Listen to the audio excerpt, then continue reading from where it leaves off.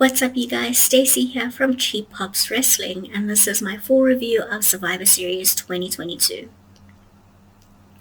So we started off with Ozzy Osbourne in a music video for War Pigs, and although it was pretty cool, there's not really much to say, so I'm gonna head right into the first match.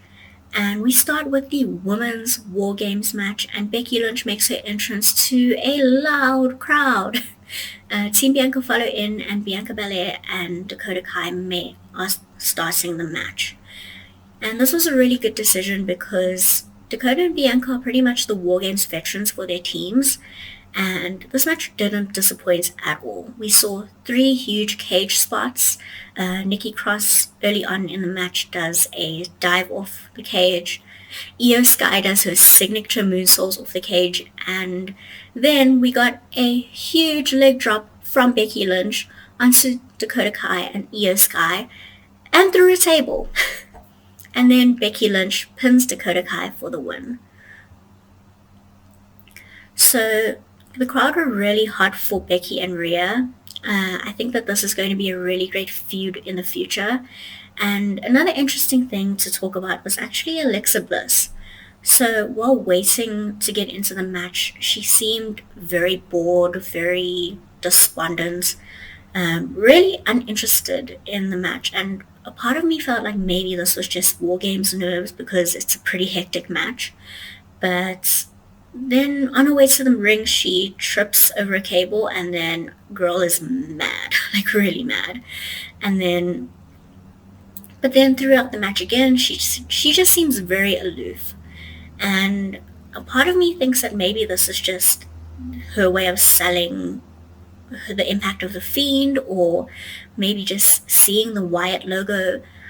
But personally, this isn't the best way to show that. They could have done something different there, but who knows, maybe this will have a really, really great payoff in the end. And if Alexa was just having a bad day, I hope she's feeling better now. So overall, this was a really, really good match, and I'm hoping that this leads to bigger and better things for all of the women in this match. This will possibly lead to Rhea versus Becky versus Bianca, and hopefully Bayley somewhere in the mix. AJ Styles versus Finn Balor. And this was a really fun one. We have 2 people that know each other really, really well and work really well together. And you can't really expect a bad match from AJ Styles and Finn Balor. So about a third into the match, we see Dominic try to interfere, and this brings out the OC. And the OC and the Judgment Day pretty much brought outside the ring into the crowd and eventually into the back, leaving this as Finn Balor versus AJ Styles 1-on-1. So we saw a really cool reversal from AJ Styles. Finn has AJ in position for a Styles clash, and then AJ reverses and somehow gets into a calf crusher. That was really cool. And then AJ wins with a phenomenal forearm. He's broken his pay-per-view losing streak. And the storytelling for this match was really awesome. We saw Finn pretty much selling the calf crusher throughout the match, and you can see that they really know each other really well with counter after counter after counter. And it was pretty much who could get the upper hand just for 3 seconds. So I'm hoping that after Raw, this feud is done. It's dusted. It's finished. We need something new for both these teams, which is why I'm hoping that there's a draft soon, because I want to see one of these factions versus Legado del Fantasma, like right now. Okay, Ronda Rousey versus Shotzi for the Raw SmackDown Women's Championship. Couldn't even get the name right. So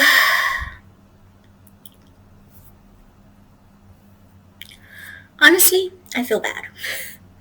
I genuinely feel bad for Ronda and Shotzi. I mean, firstly, you're one of 2 title matches on a 5-match card, meaning that on any other pay-per-view, you are one of the biggest matches on this pay-per-view. And unfortunately, this wasn't a normal pay-per-view. Unfortunately, this wasn't a normal pay-per-view at all. You had to compete with 2 War Games matches, which I understand. But also, you're in Boss Town with no Sasha Banks in sight. It's kind of obvious that they're not going to be hyped for this match. Now, the worst part for me is this match had no build. There was literally nothing going on for this match. I mean, we saw Shotzi win a six-pack challenge. Ronda teams up with Shayna. Shayna and Ronda beat up Raquel Rodriguez.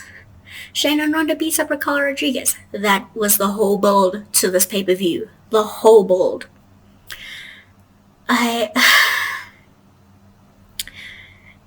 It kind of felt like there was no story, firstly, because there was none. And it also kind of felt like they just needed Ronda Rousey and the women's title on a map, on the card, so they kind of just put this together. To make things even worse, this match was not great. This match was not great.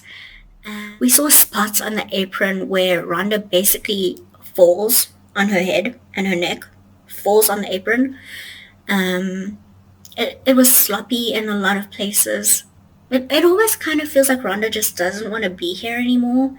And she's pretty uninterested because she's not in the main event. And when you put all of these things together, you can kind of understand why the crowd chanted, "We want Sasha," so loud that the production turned off the crowd mic. Anyway, Ronda wins this match, and I kind of need a nap. The United States title match between Austin Theory, Bobby Lashley, and Seth Rollins. And my word, did these guys work hard in this match. It almost actually felt like a co-main event at times, aside from the botch in Austin Theory's entrance. So, let me explain. So, Austin Theory's making his entrance, and he's on the stage, and all of a sudden, all of the graphics change, and there's Beyblades floating on the screen all of a sudden. A part of me actually thought that his new gimmick was going to be, "I'm a Beyblade kid." And after a while they actually say, "Oh, hey, sorry, Beyblades are sponsoring this match," and that's why that was there. Beyblades sponsored the United States title match. All good and well for the match, not all good and well for Austin Theory. So aside from that, this match was really, really, really good. There were some amazing power spots from Bobby Lashley, including a double hurt lock. Seth did 3 dives to the outside, which looked really awesome. Okay, here's the finish. So we have Seth attempting a superplex, Falcon Arrow combination. But when he has Austin Theory up in the air for the Falcon Arrow, Bobby Lashley hits a giant spear. And all 3 men are down, and Austin Theory kind of just falls into pin Seth Rollins. And he gets a 3 count. So Austin Theory is your new United States champion. So this was a really cool finish because it was really unexpected, and I also didn't actually expect Austin to be the winner. I kind of had a reason as to why he should be, but I didn't expect it. But the one thing for me is that it feels like it hurts Austin's character a little bit, because Austin kept saying, "I'm a man, I'm not a kid, I can win, I can dominate." And he didn't dominate this match, and he didn't win decisively. Where is the Austin Theory that beat the living daylights out of Dolph Ziggler? I wanted that Austin Theory in this match. Because of the way he won, it kind of feels like Austin just got lucky this time. So bear with me because this is going to be a long one. This is the men's War Games match. So we had a recap of the conversation between Kevin Owens and Sami Zayn, where Kevin basically said, "I would strike first, because you don't know when the bloodline's going to betray you, and no one's going to be there to help you when they do." And included in that recap is Jey Uso saying, "Hey Sami, where have you been? What did you do?" And Sami lied to his face. So we then had a backstage segment during Survivor Series where Jey is telling Roman about all of this that happened, and Roman basically said, "I'm going to look him in the eye and be able to tell if he's lying. I'll handle this." So when Roman asks Sami about it, Sami actually tells him the truth. He says, Kevin Owens was trying to get into my head, and I knew that if I tried to explain this to Jay, Jay wouldn't understand.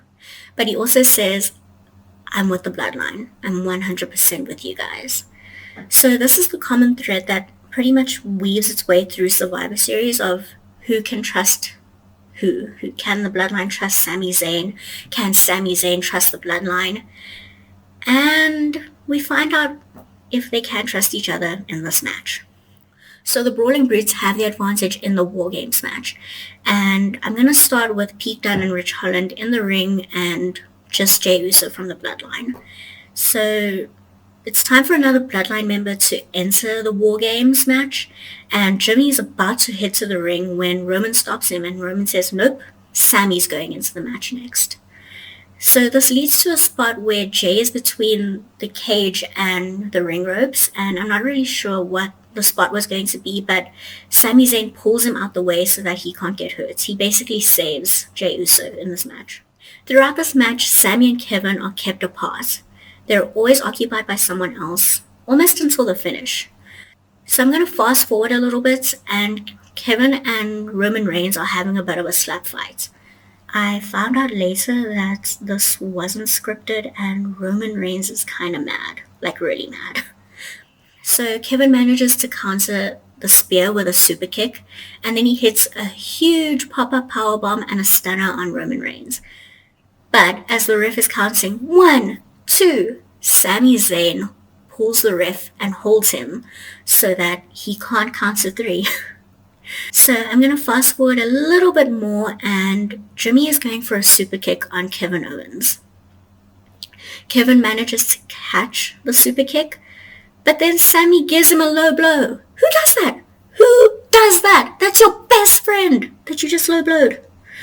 So Kevin is now leaning against the corner of the ring, and Sami Zayn looks at Roman. Roman gives him a nod. And Sami hits a haluva kick on his best friend, Kevin Owens. We have a bit of a throwback to NXT when Kevin is leaning on Sami and he can't hold his own weight and he's just slowly falling and Sami just pushes him down to the ground. And then he calls Jay, and Jay hits a frog splash on Kevin Owens and pins him for the win.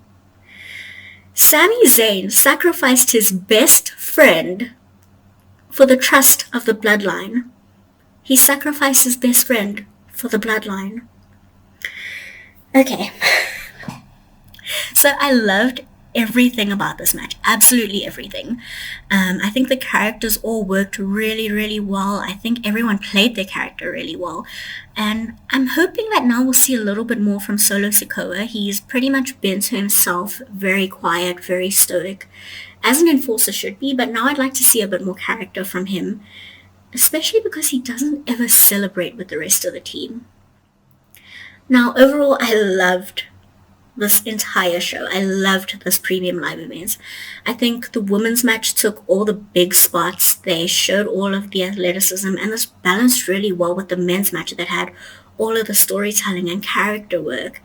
I think what I loved the most, though, is the breathing room between each match. So it wasn't just banger after banger after banger. It was a match, a video package, a backstage segment. It gave us so much time to actually just breathe in and take in what we just saw and then get ready for the next awesome match. So I know that I really didn't like Ronda Rousey versus Shotzi, but in all honesty, some of that wasn't their fault. It was also very bad booking, and a part of me kind of just doesn't remember that part. So for me, Survivor Series is an easy 5 out of 5. So let me know what you think of Survivor Series War Games in the comments down below. What did you think? What would you rate it? What was your favorite match? And if you really liked this video, it would help me so much for you to give it a like and subscribe if you want to see more videos. And as always, be mindful and be kind.